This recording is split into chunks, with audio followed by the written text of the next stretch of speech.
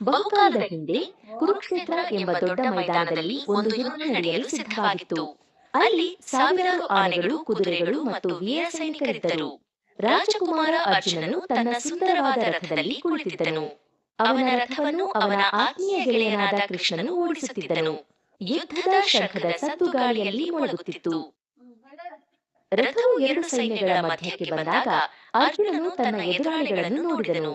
ಅಲ್ಲಿ ಅವನ ಗುರುವಿದ್ದರು, ಅವನ ತಾತನಿದ್ದರು ಮತ್ತು ಅವನ ಪ್ರೀತಿಯ ಸಂಬಂಧಿಕರಿದ್ದರು. ಇದನ್ನು ನೋಡಿ ಅರ್ಜುನನ ಮನಸ್ಸು ಭಾರವಾಯಿತು. ಅವನ ಕೈಗಳು ನಡುಗತೊಡಗಿದವು. ನಾನು ನನ್ನವರ ಮೇಲೆ ಹೇಗೆ ಯುದ್ಧ ಮಾಡಲಿ ಎಂದು ಅವನು ಕೃಷ್ಣನನ್ನು ಕೇಳಿದನು. ಅರ್ಜುನನು ಎಷ್ಟು ಬೇಸರಗೊಂಡನೆಂದರೆ ಅವನು ತನ್ನ ಪ್ರಸಿದ್ಧವಾದ ಗಾಂಡೀವ ಬಿಲ್ಲನ್ನು ಕೆಳಗೆ ಹಾಕಿದನು. ಅವನು ರಥದ ಮೇಲೆ ಕುಳಿತು ಕಣ್ಣೀರು ಹಾಕತೊಡಗಿದನು. ನನಗೆ ಈ ರಾಜ್ಯ ಬೇಡ, ಈ ಜಯವೂ ಬೇಡ, ನಾನು ಯುದ್ಧ ಮಾಡಲಾರೆ ಎಂದು ಹೇಳಿ ಸುಮ್ಮನಾದನು. ಅವನ ಮುಖದಲ್ಲಿ ಅತೀವವಾದ ಗೊಂದಲವಿತ್ತು. ಆಗ ಕೃಷ್ಣನು ಮೆಲ್ಲನೆ ನಗುತ್ತಾ ಮಾತನಾಡಲು ಶುರು ಮಾಡಿದನು. ಅರ್ಜುನ, ಹೇಡಿಗಳಂತೆ ವರ್ತಿಸಬೇಡ. ನೀನು ಒಬ್ಬ ಧೀರ ಸೈನಿಕ. ಜೀವನದಲ್ಲಿ ಕಷ್ಟಗಳು ಬಂದಾಗ ನಾವು ಹೆದರಿ ಓಡಬಾರದು.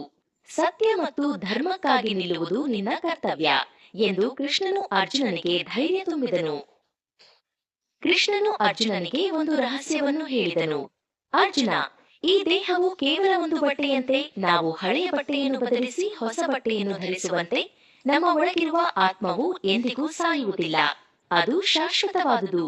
ಆದ್ದರಿಂದ ನೀನು ಸಾಯುವ ಅಥವಾ ಕೊಲ್ಲುವ ಬಗ್ಗೆ ಚಿಂತಿಸಬೇಡ ಎಂದು ವಿವರಿಸಿದನು. ನಿನ್ನ ಕೆಲಸ ಮಾಡುವುದು ಮಾತ್ರ ನಿನ್ನ ಕೈಯಲ್ಲಿದೆ, ಆದರೆ ಅದರ ಫಲಿತಾಂಶ ನಿನ್ನ ಕೈಯಲ್ಲಿಲ್ಲ ಎಂದು ಕೃಷ್ಣನು ಹೇಳಿದನು. ನೀನು ಗೆಲ್ಲುತ್ತೀಯೋ ಅಥವಾ ಸೋಲುತ್ತೀಯೋ ಎಂಬ ಯೋಚನೆಯನ್ನು ಬಿಟ್ಟುಬಿಡು. ಮನಸ್ಸನ್ನು ಶಾಂತವಾಗಿಟ್ಟುಕೊಂಡು ನಿನ್ನ ಕೆಲಸವನ್ನು ಅತ್ಯುತ್ತಮವಾಗಿ ಮಾಡು. ಇದನ್ನೇ ಕರ್ಮಯೋಗ ಎನ್ನುತ್ತಾರೆ.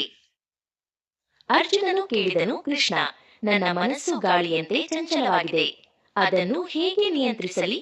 ಕೃಷ್ಣನು ಉತ್ತರಿಸಿದನು, ಅಭ್ಯಾಸ ಮತ್ತು ಸತತ ಪ್ರಯತ್ನದಿಂದ ಮನಸ್ಸನ್ನು ಗೆಲ್ಲಬಹುದು. ನೀನು ನಿನ್ನ ಕೆಲಸದ ಮೇಲೆ ಮಾತ್ರ ಗಮನ ಹರಿಸು, ಆಗ ಯಶಸ್ಸು ನಿನ್ನನ್ನು ಹುಡುಕಿಕೊಂಡು ಬರುತ್ತದೆ. ಅರ್ಜುನನಿಗೆ ಕೃಷ್ಣನ ನಿಜವಾದ ಶಕ್ತಿಯ ಅರಿವಾಯಿತು. ಕೃಷ್ಣನು ತಾನು ಕೇವಲ ಒಬ್ಬ ಸಾರಥಿಯಲ್ಲ, ಇಡೀ ವಿಶ್ವವೇ ತನ್ನಲ್ಲಿದೆ ಎಂದು ತೋರಿಸಿದನು. ಅರ್ಜುನನಿಗೆ ಕೃಷ್ಣನಲ್ಲಿ ನಕ್ಷತ್ರಗಳು, ಸೂರ್ಯ, ಚಂದ್ರ ಮತ್ತು ಸಮಸ್ತ ಜೀವರಾಶಿಗಳು ಕಂಡವು. ಇದು ಅರ್ಜುನನಿಗೆ ದೊಡ್ಡ ಜ್ಞಾನೋದಯವನ್ನು ನೀಡಿತು. ಈಗ ಅರ್ಜುನನ ಮನಸ್ಸಿನಲ್ಲಿದ್ದ ಗೊಂದಲಗಳೆಲ್ಲ ದೂರವಾದವು. ಅವನಿಗೆ ಸರಿ ಯಾವುದು, ತಪ್ಪು ಯಾವುದು ಎಂದು ತಿಳಿಯಿತು. ಅವನು ಧೈರ್ಯದಿಂದ ತನ್ನ ಬಿಲ್ಲನ್ನು ಎತ್ತಿಕೊಂಡನು. ಕೃಷ್ಣ, ನನ್ನ ಭಯ ಹೋಗಿದೆ. ನೀನು ಹೇಳಿದಂತೆ ನಾನು ನನ್ನ ಕರ್ತವ್ಯವನ್ನು ಮಾಡುತ್ತೇನೆ ಎಂದು ಸಾರಿದನು. ಕೃಷ್ಣನು ರಥದ ಕುದುರೆಗಳನ್ನು ಓಡಿಸಲು ಸಿದ್ಧನಾದನು. ಅರ್ಜುನನು ಯುದ್ಧಕ್ಕೆ ಸಿದ್ಧನಾದನು.